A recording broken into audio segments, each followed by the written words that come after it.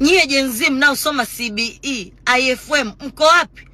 Mtu anaongopea nchi kuhusu uchumi, na kwenye nchi tuna vyuo vinavyofundisha uchumi. Mmenyamaza na wengine mnamunga mkono. Kwa hiyo tuna wasomi au tuna watu wanaoenda shule ili mradi wamalize? Heche anawezaje kuwaongopea Tanzania hivi? Alafu wasomi mnaotokea kabisa vyuo vilivyobebea uchumi mmenyamaza. Maana mimi kwenye kozi yangu uchumi na usoma ule kawaida kwa ajili tu nisije nikawashauri watu vibaya. Haya, turudi shule kidogo. Maana you guys are so easily impressed.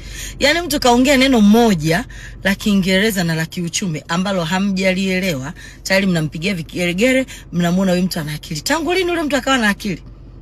Let's talk about bei ya mafuta Tanzania na Kenya, alafu pale katikati kukawekwa ile neno per capita income. Let's talk about per capita income.